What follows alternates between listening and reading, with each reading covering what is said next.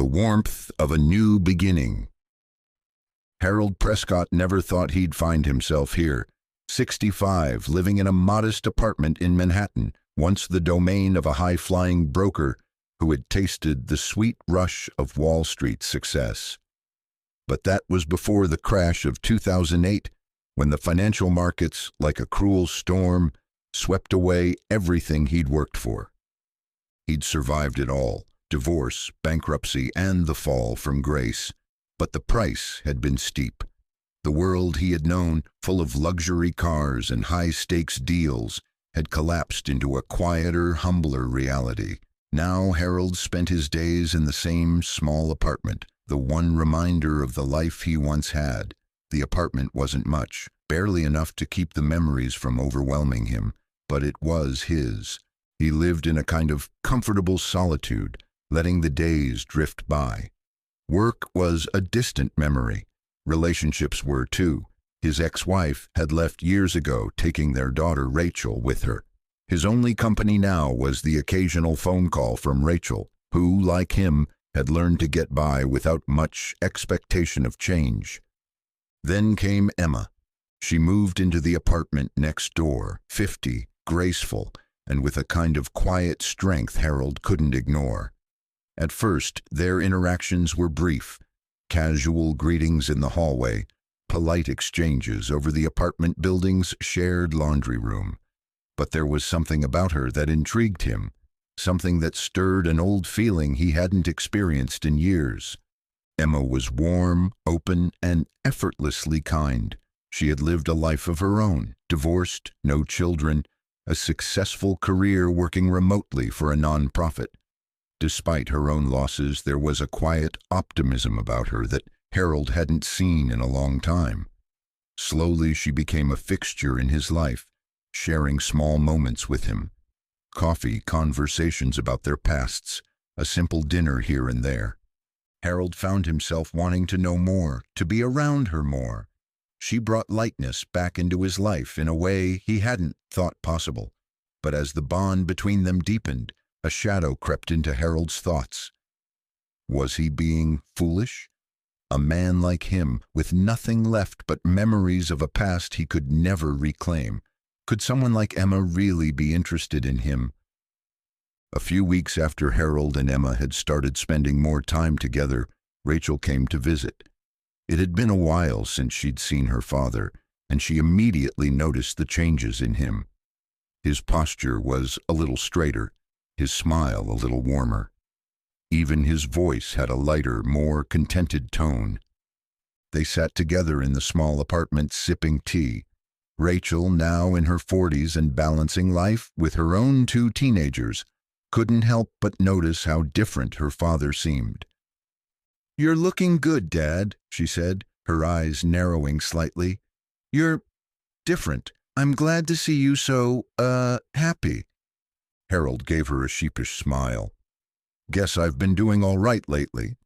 Rachel raised an eyebrow. "All right? Come on, you're practically glowing. Is it her?" Harold hesitated for a moment, but then nodded. "Yeah, it's Emma. She's been a positive influence. We've been spending a lot of time together." Rachel smiled, her concern softened by her father's evident happiness. "That's great, Dad. I'm happy for you. It's been so long since I've seen you like this." But as the conversation moved on, Rachel's tone shifted. She leaned forward slightly, lowering her voice just enough. "There's something else, though." "What's that?" Harold asked, his curiosity piqued. Rachel hesitated, glancing out the window before continuing. "I met her son yesterday, downstairs when I was coming in." Harold's brow furrowed. "Her son?" "Yeah, well, let's just say he's not hard to notice," Rachel said, a slight frown crossing her face. "Handsome, no doubt, but he was intense. Too intense, if you ask me. He was practically hanging over me while I was trying to talk to Emma in the lobby, asking a million questions about my life, my kids. He even gave me his number." Harold's eyes narrowed. "That doesn't sound like someone I'd want around." Rachel shook her head, still a little unsettled. I'm sure he's just trying to be friendly, but it felt a little invasive, you know? He made me uncomfortable, and I'm not sure Emma knows how overbearing he can be. I know you're happy, but just be careful. Maybe she's got more on her plate than you realize. Harold absorbed this quietly. He trusted Rachel's instincts. She was never one to hold back her opinion, especially when it came to things she cared about. I'll keep an eye on it, he said finally, a sense of concern creeping in. Thanks for telling me. Rachel gave him a soft smile, her concern evident but tempered with her approval of the changes she saw in him.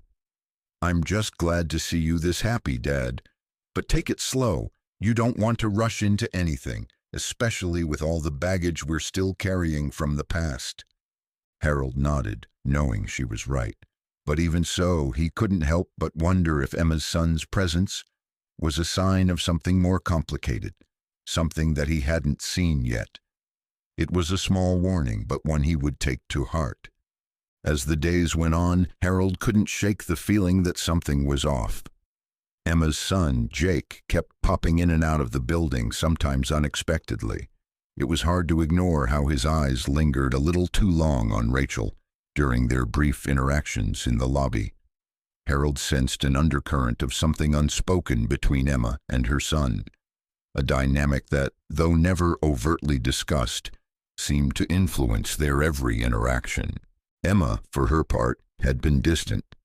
There were moments when her warmth felt strained, when her smiles didn't quite reach her eyes.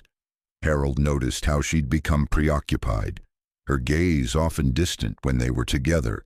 He wanted to believe it was just a phase, something to do with her past or her work, but deep down he knew it was more. One evening after a dinner together where Emma had seemed quieter than usual, she stayed behind while Harold walked back to his apartment. He knew she needed space, but something urged him to return. He found her standing in the hallway looking out the window at the city lights below. "Emma?" Harold's voice was soft, tentative. She turned to him, her face a mask of uncertainty. "Harold, I need to talk to you." He stepped closer, sensing the gravity of the moment. "What's going on?" She took a deep breath, her eyes flicking to the door behind her, as if she was afraid someone might be listening. "It's Jake," she said quietly. "I don't know how to explain this, but I've been caught in the middle of something." Harold felt a knot tighten in his stomach. "Is there something going on with him? Something I need to know?" Emma hesitated, her hands trembling slightly as she clasped them in front of her. "I've been trying to protect him, trying to keep him away from this mess, but it's been harder than I thought. I don't want to drag you into it, Harold, but I don't know if I can keep up the facade anymore." Harold reached for her hand, the warmth of his touch reassuring. "Emma, you don't have to protect me from anything. I'm here. Whatever it is, we'll face it together." She looked at him, her eyes filled with gratitude and something else, something that spoke of vulnerability. "It's not that simple, Jake. He's been struggling. He's got his own demons, just like I do, and part of me wants to keep him close, to protect him from making the same mistakes I did. But then there's another part of me, Harold, that's terrified I'll push him away if I make the wrong choice." Harold felt the weight of her words. He'd always prided himself on being a good judge of character, but here, with Emma, he didn't know what to say. The situation was more complicated than he had imagined. There were no easy answers.